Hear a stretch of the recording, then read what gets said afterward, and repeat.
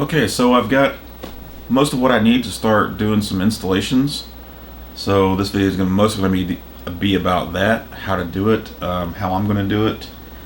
I just posted a video where me and Kevin were talking about a bunch of stuff, but it is a 2-hour video, so I'll gloss over some of it. I've got 2 top loaders that I've got set aside that I want to mod and put up on eBay, hopefully Sunday, which is tomorrow as far as this video is concerned. So I hope to get this video posted tonight. I'm going to start them off at $300 and then let them go for 7 days. The theory is that's about how much money it's going to take if you bought a top loader and a kit and sent it to somebody to have it modded. That's about how much money you have invested.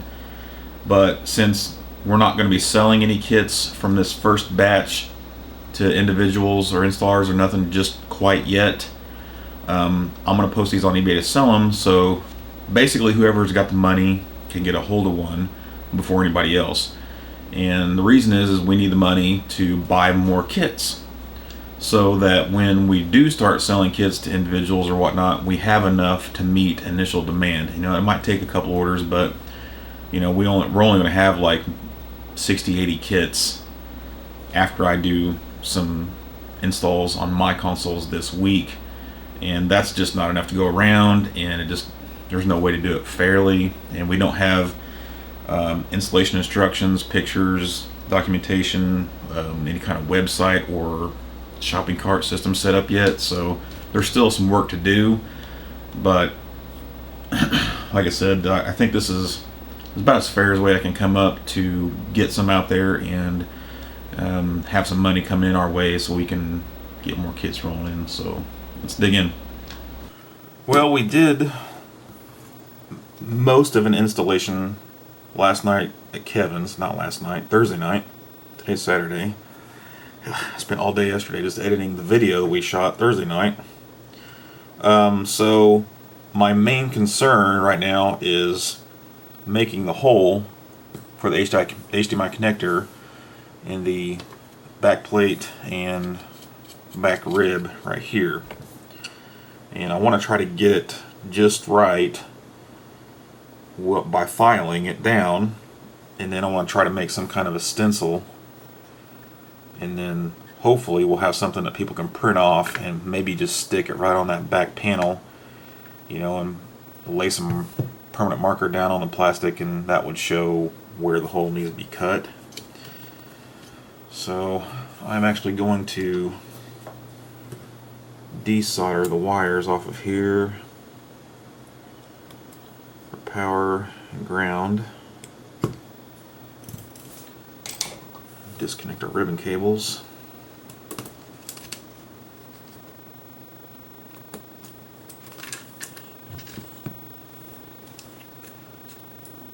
I'll get the interposers out of the way.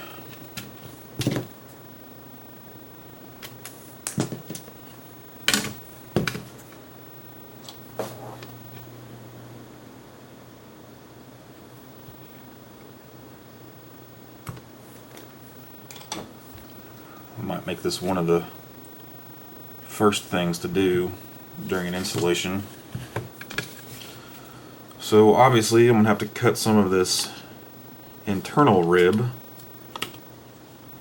down, and it looks like it might be easy enough just to mark it.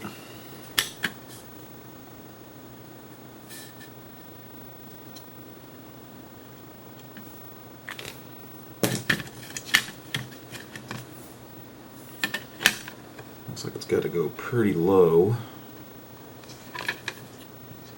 It'd be nice to keep that somewhat intact somehow to provide support for the connector, but it may just be a waste of time, just unnecessary. It's pretty well supported on the board itself. Let's see. I guess one of the easiest ways we can do is just to clip it, something sharp. Got these Exolite 170Ds. I think there's a 170, I can't remember what it was. And these are the ESD safe versions, the black ones.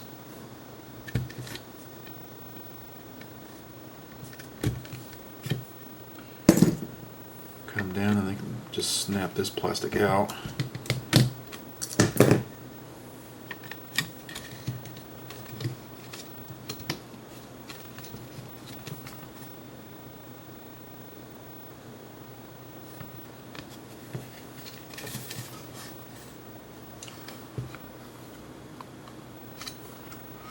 A little difficult to tell if I'm down all the way over there, but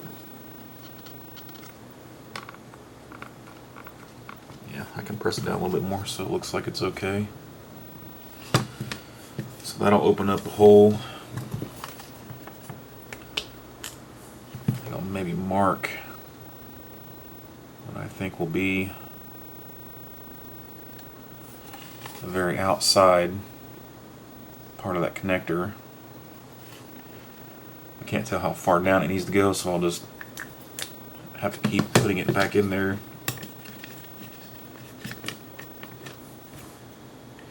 I guess I could do the top too. Just transfer the marks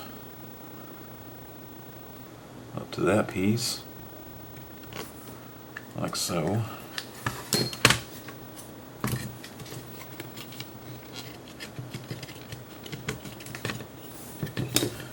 Now, break out the files. Let's see. I think I got this kit at Walmart. I guess Ultra Steel is the name brand of it. I don't know. It was cheap and they're okay, but I just needed some needle files. It's a needle file set. I got this square one and I got this flatter one. And I really like the square one for stuff like this, but yeah, I could use either. Fast forward through this part. Okay, that didn't take too long and that looks pretty good. For those that don't know, yes, we had to make a compromise and the connector does not come all the way out to the outside rib. Kind of a bummer, but that's just how it has to be for now. Doesn't look like I took more than, I don't even know if that looks like a full 2, yeah, almost exactly 2 millimeters, maybe 2.5. So now do the same on the top side. And by the way, I started with a junk bottom board. You notice this piece is just completely gone over here. That's happened to me a few times. You can super glue those back down if you still have that piece, but for some reason this one was just missing. So this is a good bottom to start with. Yeah, I'll get this done and come back to you. Okay, looks like I took about the same amount of material off. I did snip this piece off right here. It's the one of the legs on the RF module, just because my file was hitting it. Just want to get it out of the way.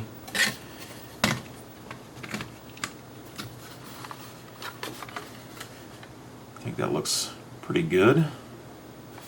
Might need to take a little bit more, we'll see. I'm going to get a HDMI cord and shove it in there and see how good it fits.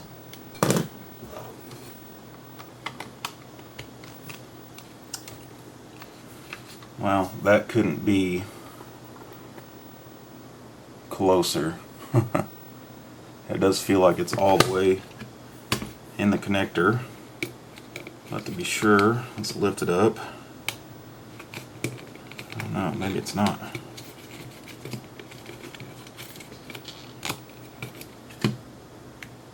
No, it wasn't. So, this is another mod you may have to make. It may have been in there just enough to make connection, but just to be sure, I'm going to have to cut some of this plastic off. And I've actually done that on the other end of this cord.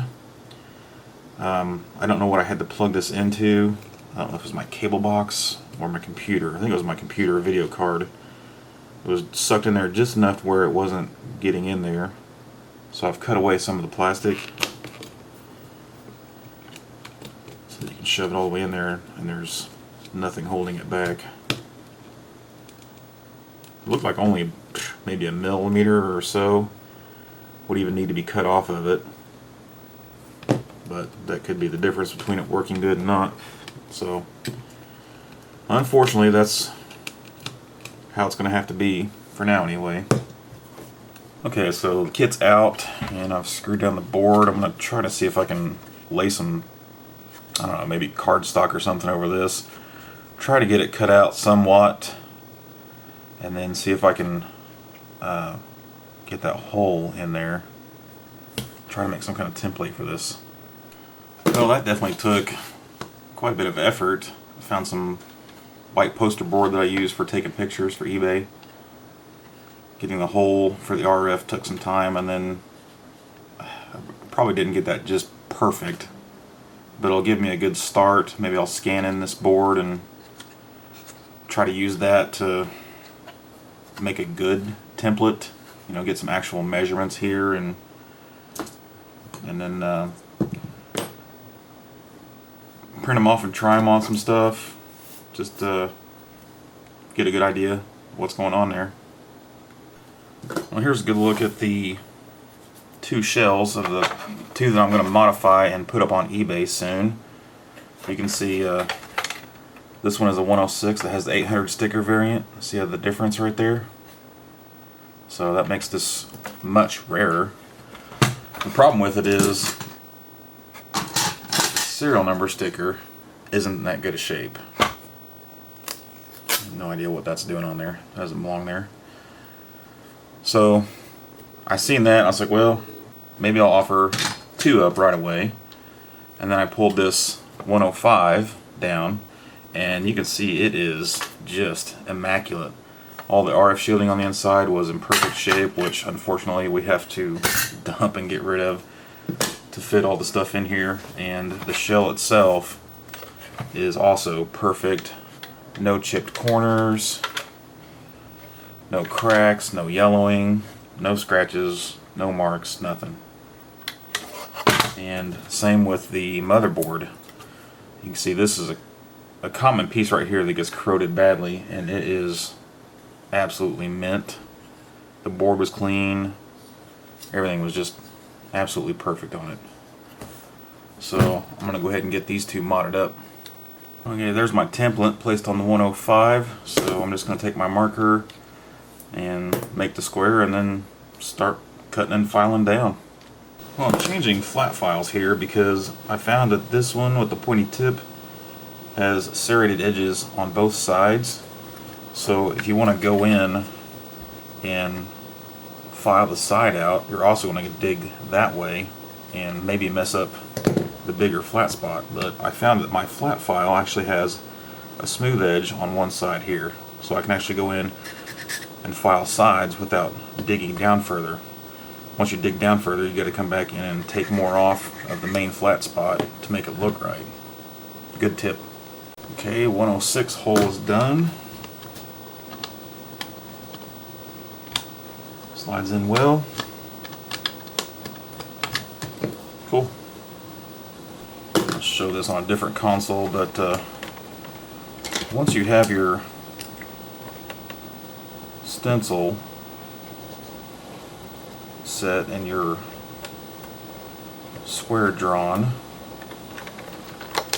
I found that I can actually go in with a really sharp X-Acto knife and cut away a bunch of the plastic. Like I'll make a slit down or up or whatever on the edges, and I'll go in and just carve away until I come to the edge, and then the piece will snap off, and that'll save a bunch of time over trying to file it the whole thing out. Alright, so the hole for the 105 is done. Check it with the cord. Good to go. So now let's desolder CPU and PPU. One other thing I am going to do for all these consoles is replace all the capacitors. We got a reset cap, audio cap, 5-volt cap and then 2 input caps. Got your big one and there's a small one underneath of it. And I like to start with my side cuts and go and actually cut the tips off because they are usually bent down, and it makes it hard for the desoldering gun to get on there.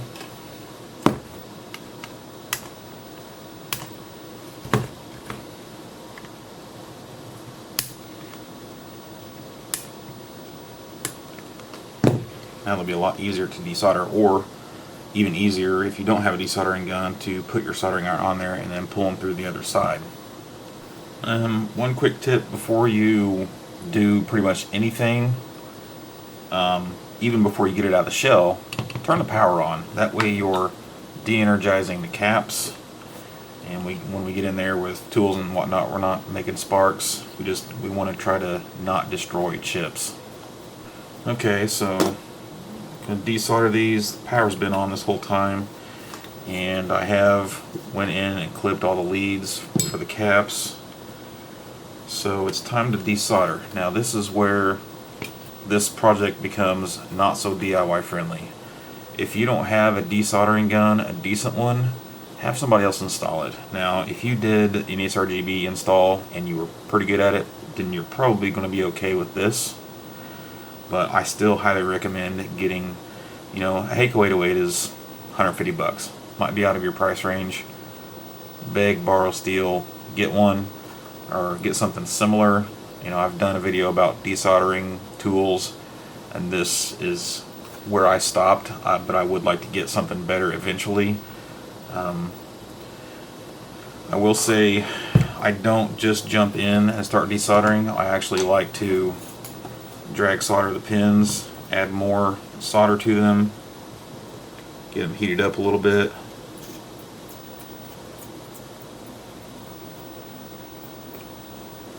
It does seem to help.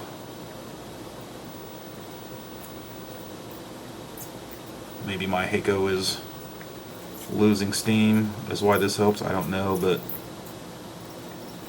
after doing dozens of NSRGBs, this is just one of the tricks I came up with and started doing, and just really helped.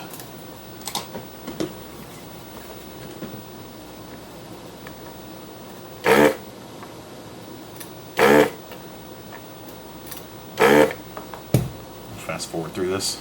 Alright, if you've done that right, then the chips will just fall out, but that's not very common.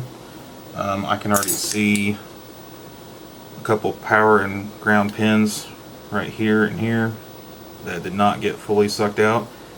On the PPU, there are, what was it, 20, 19, 18, 17, 16, 15, and 14. 14 through 17 right there are all ground pins, like right here.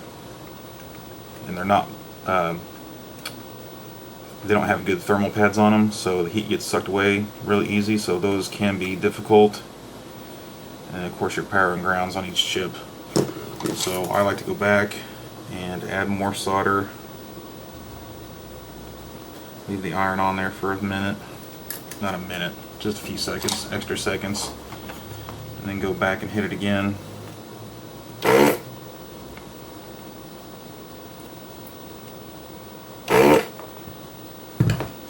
Looks like that one still did not pull through, but just keep doing it until it does.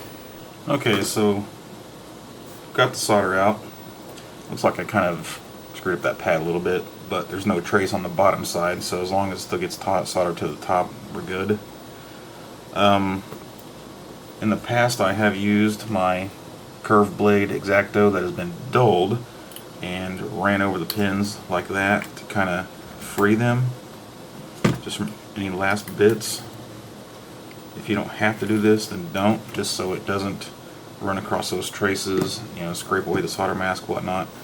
I do flex the board sometimes a little bit, and that does help, but also you can grab the chip and move it back and forth like that sometimes, and that'll really free it up too.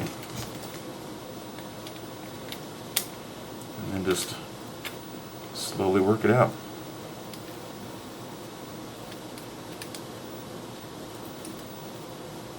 There you go. It would benefit you in the long run if you take a good look at your pins and make sure there is no vias attached to them, like they pulled through from down here. These all look clean, and these all look clean. Also, if you bend them trying to get it out, definitely go back and straighten them. Make it easier to get your sockets put on them. Okay, so the 5 caps.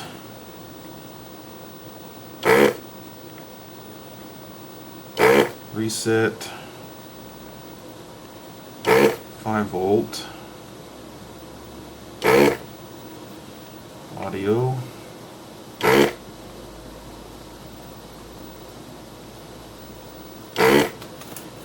Main.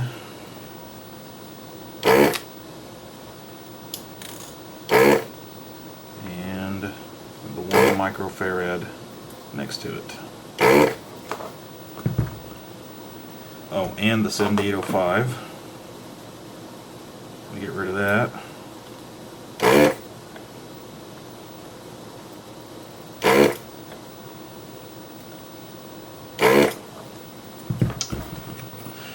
Let's see, and then I'll unscrew the heat sink, pull that out of the way so I can get to the caps. Got the screws out. Shouldn't be any need to unscrew the 7805. Just wiggle it back and forth. 7805 will come out with the heat sink. And then what I've been thinking about doing is loosening it, turning it to the side like that, this side, so it's not hitting the RF module. And then I'm actually going to end up installing it back on there, like so, just because, who knows, in the future we may want to put that back into use. I don't know. And I've got access to the caps. I rarely get all the solder out of these holes, so I usually put some more heat back on it or just wiggle them really good until they come out.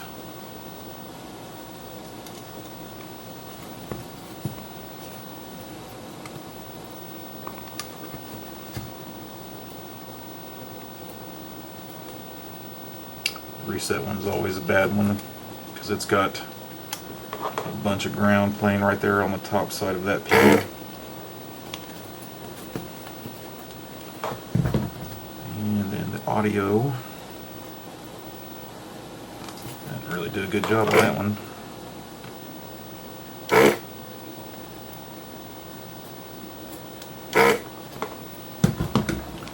Okay, so the audio and the little one are 1 microfarads. The 5 volt is 100 microfarads, and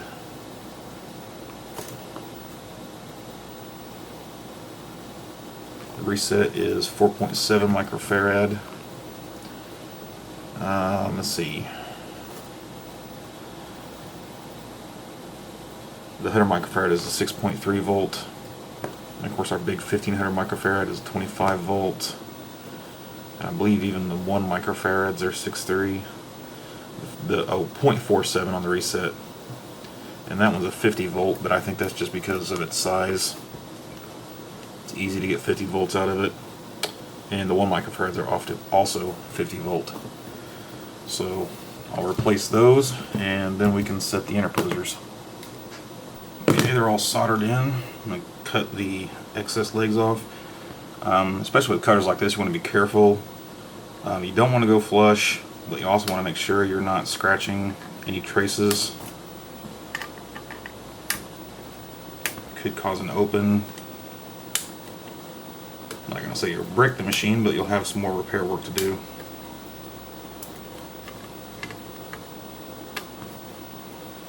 Okay.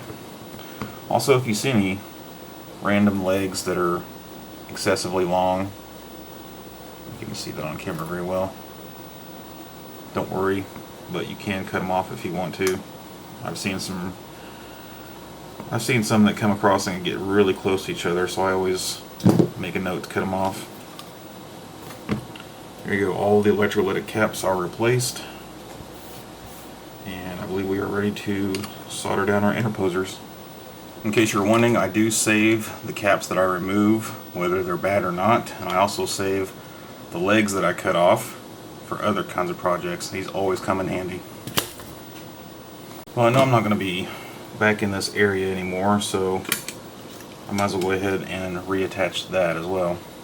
Okay, so after looking at the interposers that Kevin made up last night, he's definitely right. Drag soldering the socket on this side is going to be impossible once the bottom headers are in. So I'm actually thinking what we could do is solder that socket in first. So the sequence would be solder that one in, take the chip and this side of the socket out, and then set the interposer down on headers that are in a socket and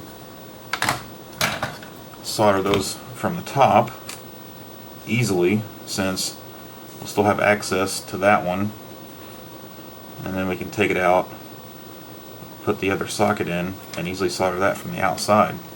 Makes sense to me. Let's try it out. Here's another dumb little trick that I learned at Kevin's last night. I would put my chip into 20 of the 40 sockets, and then I would go for my side cuts to cut it, but he just took his fingernail and snapped it, and I said that has never dawned on me before.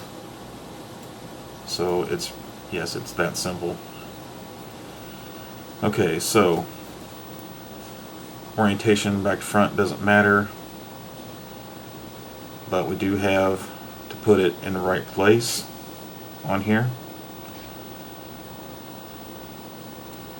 You see it's labeled CPU and NES, so it is the inside one right here that I want to drag solder, so that I don't have to do it on the inside where all the components are.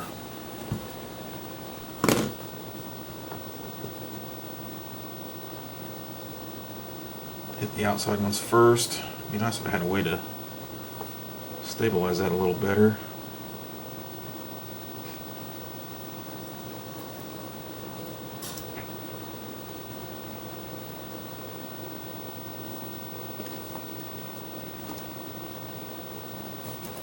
There we go, that simple.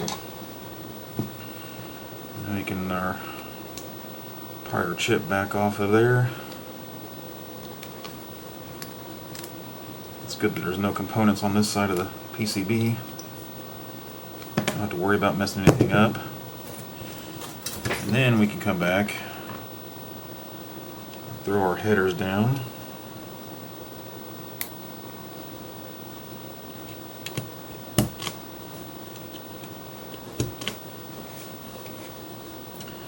Orientation on the board.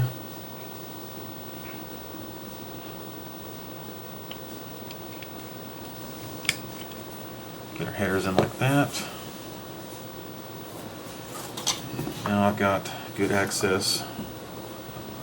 Drag solder all of these. You don't have to drag solder, it's just a time saver. Especially for installers who are going to do a bunch of these. They may want to find a similar type tip and do it this way.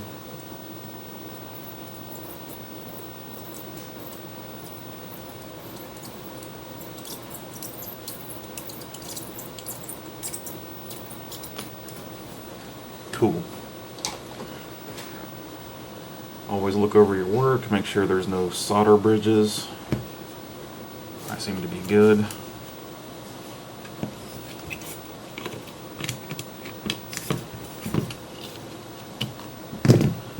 Now we can solder down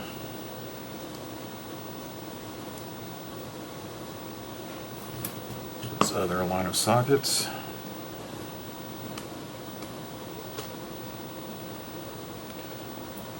Got a little bit of a spring right here on the legs of the chip, so I'm going to put some force on it.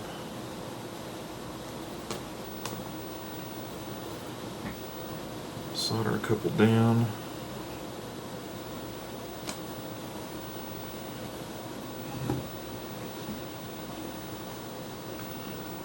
need something to lay that in, clamp it.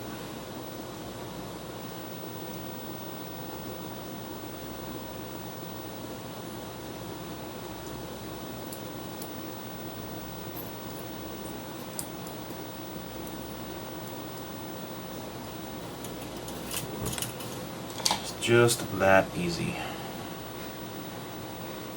Give it a look over.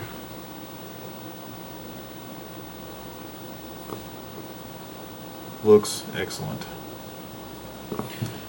Obviously make sure you got your CPU and your PPU in the right interposers. I'm using the PPU chip, but that's the CPU interposer. No big deal. Now I'm just going to repeat the process for the PPU interposer. How's this for holding an interposer in place?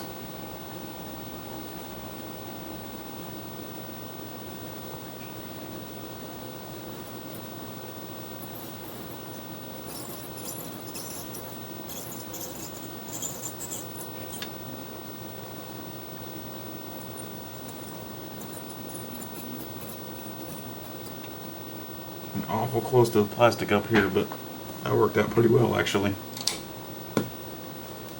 And by the way, after thinking about this, there's a good chance people buying kits won't even have to do this, because we're talking about having the assemblers put on these pins and sockets, or these headers and sockets, so might be a moot point, but I'll include it anyway. Okay, ribbon cable insertion. Of course, you got to pull your lock, feed it in the blue until it stops, and push in the lock.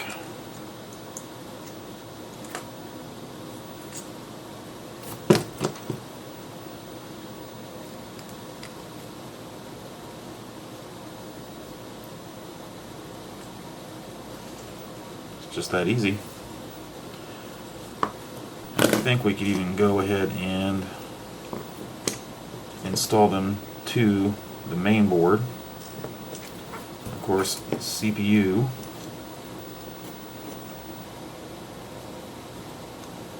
will be the inside one, and PPU, I still got the chip on there, but trust me, it says PPU under there. Get that one in there. There you go. Okay, on the interposers, you don't have to socket these, you can just solder them down, but I recommend socketing them, because you never know. Also, if you ever plan to upgrade to the copy NES, then I believe you have to have a different interposer, I believe on the CPU. We haven't gotten that far yet, so but anyway, yeah, put sockets on. So I think I'm going to try to do one at a time. Leave my pinky holding it from the bottom so I can get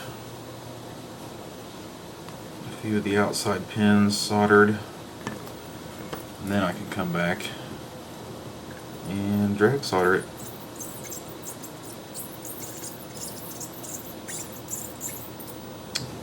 Just that easy. JBC does make a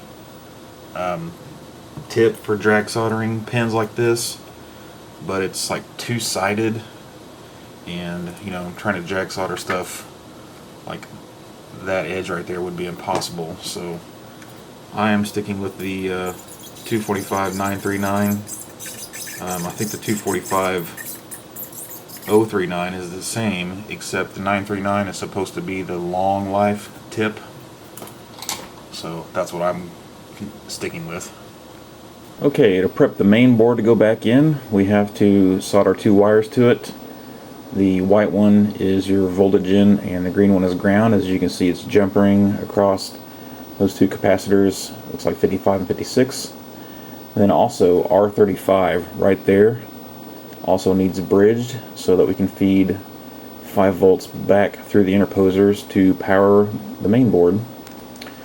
One of the other things that Kevin stressed to watch is R11 and 13. He was able to somehow break them off while he was putting the ribbon cables into that connector right there.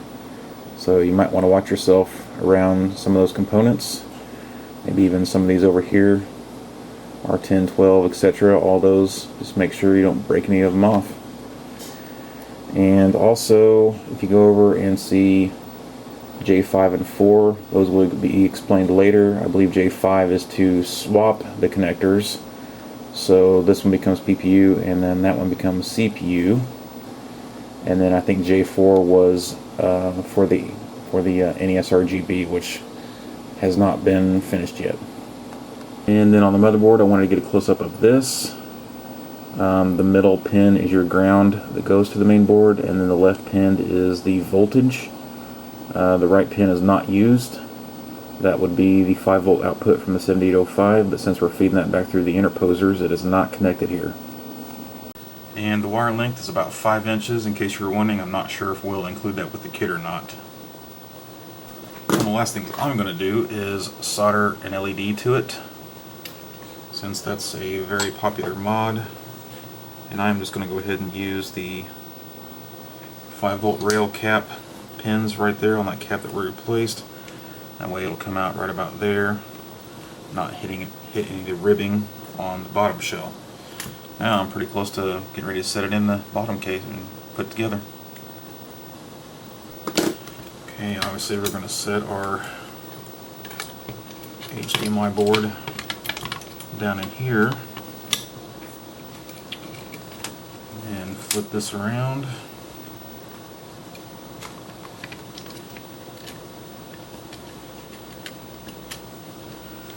And that's going to sit like that. Now, what I need to do is find a piece of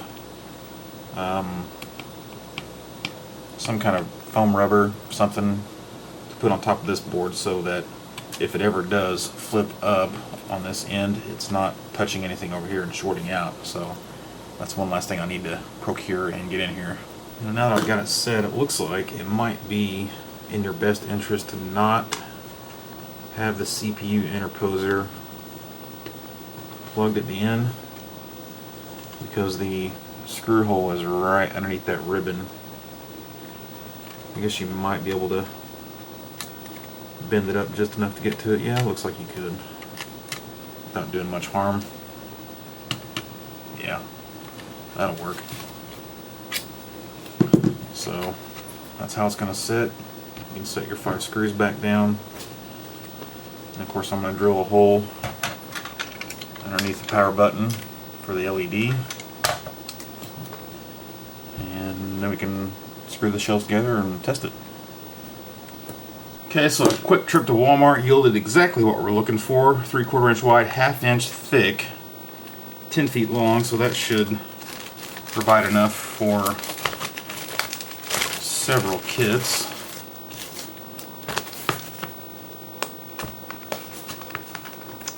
Yeah.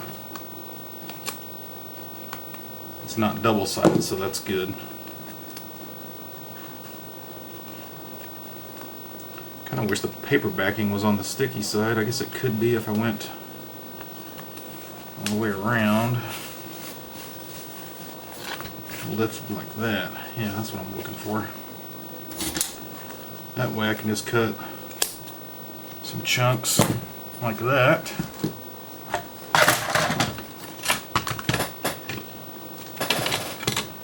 And just easily pop it on. I'm thinking I might as well put it all the way at the end here.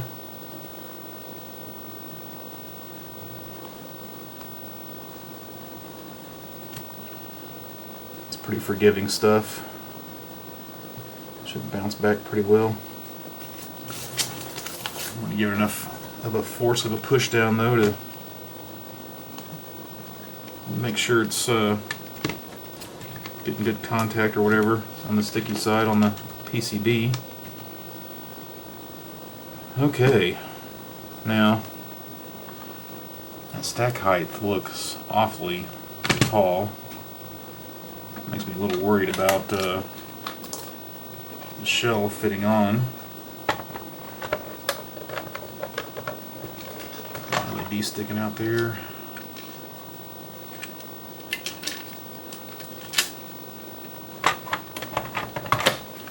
But other than yeah, I think it's gonna be fine. Yeah, good deal. Alrighty, so before I screw down the top shell, this is the time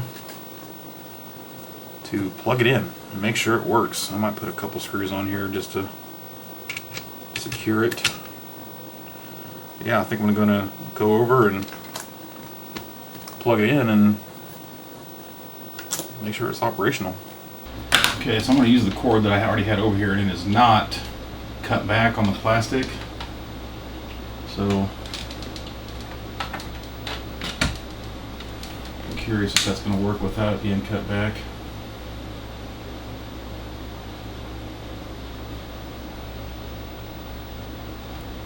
Boo!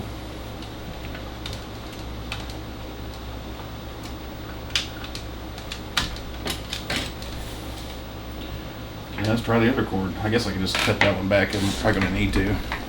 Okay, cut back. Didn't take much off.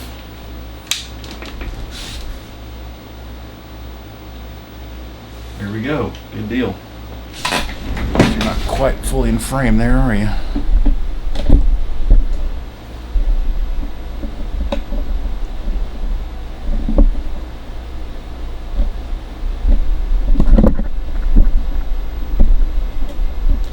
Let's get you a better angle.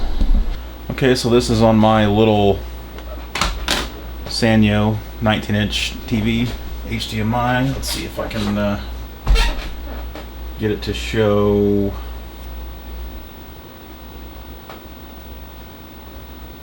Yep, 1080p right there.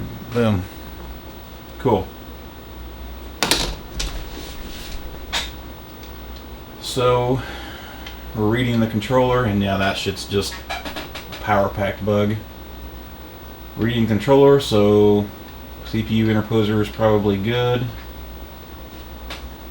We got video, so PPU interposer is probably good. Let's do the test cart.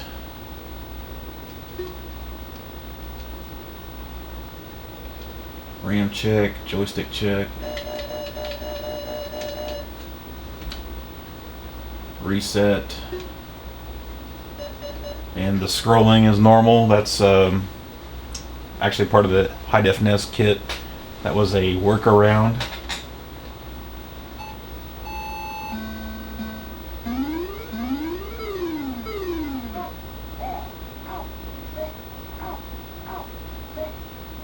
And this is just using the speakers on the little TV, so it's not going to be just amazing. Okay, what was it? Select left is a menu. A is going into menus. Set it 1080, up down to change. B for back. Video options. You can stretch it horizontally, scale it, add scan lines. Let's see, we need to do the despeckle, right? It's on phase 1, and I believe he said phase 1 was good for HREF PPU, and that's what we have, so I probably won't need to mess with that. Let's see. We may as well get out of the menu and find, what'd he say?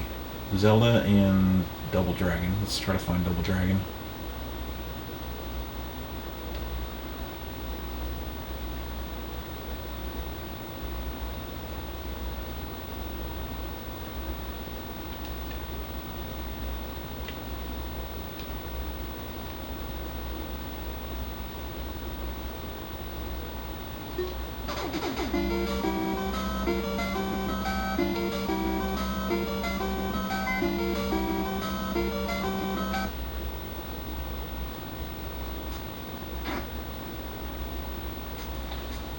really up there in the green bricks where you would see it right away, and I'm not seeing anything.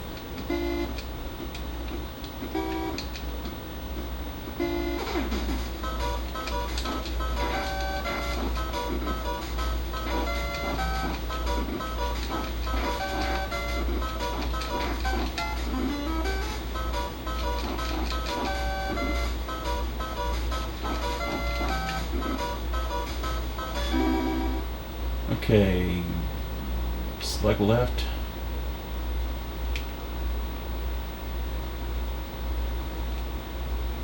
I want to say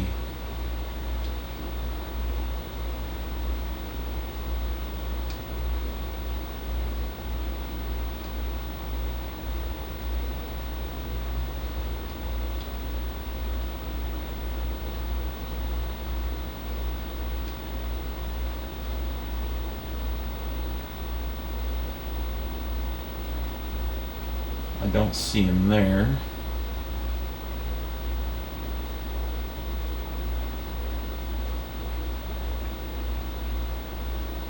Let's try phase 0.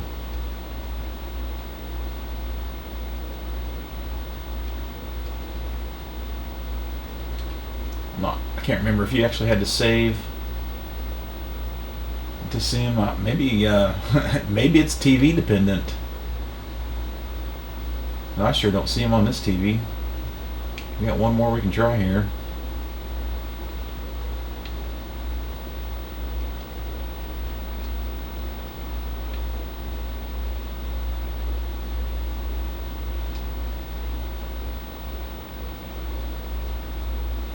No. Well, I mean, that's good it's in there, I guess. Oh, unless it's because I have an HREV PPU in here, then it'll still work on any phase. Maybe that's why. So anyway, that's how you go in there and mess with that. I'm going to put it back on phase 1 just because.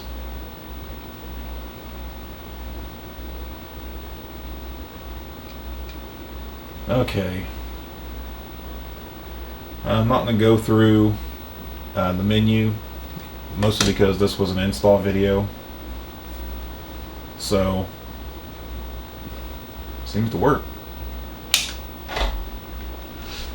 Okay, so there's the LED installed. I usually like to push it down to that crevice with my ruler. Normally I'd route it in around here, but since I'm coming out way up here, which is not how I normally do it, looks like it'll just fold in there just fine like that. And let's see, got these last screws to put in.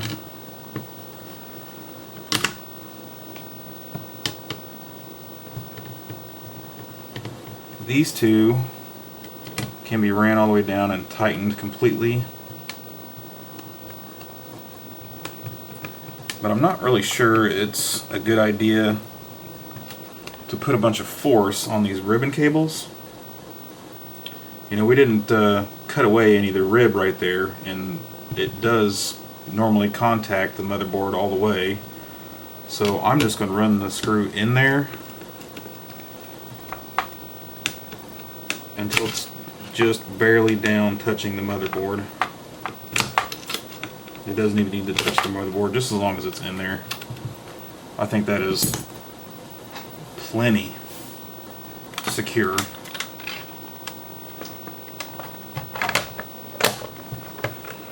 And then of course our 4 shell screws, and then we're done. It's super. Well, I was about to close up the 105 when I noticed the shell is definitely sitting probably on the PPU. Yeah, right here. And I already know why. And it's not enough to be worried about. Once the 4 screws on the outside are down, it's going to work fine. But Kevin put these interposers together with the headers that are a little bit longer than the ones that I normally use. So you definitely have to use the short headers if you're going to socket the interposer and the chip. There is one last dumb little test that I wanted to do. That's to see if RF still works. guess what? There it is. Super cool. So I'm gonna get the other one done and post this video hopefully tonight, probably just as soon as my first one is done uploading. It was 2 hours, so it's going to take many hours to upload it. I really need to figure out how to compress videos a little more so it doesn't take so long to upload them, but I'm usually not in a rush to hurry up and get them uploaded like I am tonight, so it's usually not that big of a deal. I'll probably put links to the auctions in the description, and I'll also post everything in all the forum threads. Links to the forum threads are actually in the announcement video from last November. I guess I could repost them, I don't know. So definitely be more videos to come, and I will definitely be posting more auctions just as soon as these first two are over with. I'm probably going to post a bunch more next Sunday. I didn't have a lot of time this week or weekend to get a bunch of them done for tomorrow. But having said that, that could change. I don't know, I might be able to find a couple more really nice ones I want to get posted tonight. I don't know, because installation actually went pretty well, pretty quick. Like I said, I think anybody can do this if they just had the correct desoldering equipment. It's not completely necessary, but it's highly recommended. I will say that, highly recommended. We're definitely thinking like between $50 and $75 for installation is what will probably happen. I'm not going to set any prices. That's up to the people that are actually doing the installations. I'm probably not going to do any for a long time because I've got stacks of top loaders here. You know, you always see them in the background over here. That's only half of them that I want to get done for myself and get out of here. And I've, you know, got a handful of top loader or front loaders and one twin and even the titler still to get into. So I'm not going to be doing installations for a while, and if I get really busy selling kits, again, I won't be doing it because I just won't have time. So again, that's the reason we're hosting the auctions, and we're going to be using that money to buy a bunch of kits so that initial demand can be met. There's going to be plenty of installers out there for everybody. We might try to direct people to, maybe we'll start a new thread with installers posting there that, you know, that they're available and they can do it, you know, and then they have experience in the tools and everything. So maybe if we do get that done, I'll post a link to that thread in this description too. So for now, that's the installation, and been on the top loaders for me. Let's get this going. Thanks.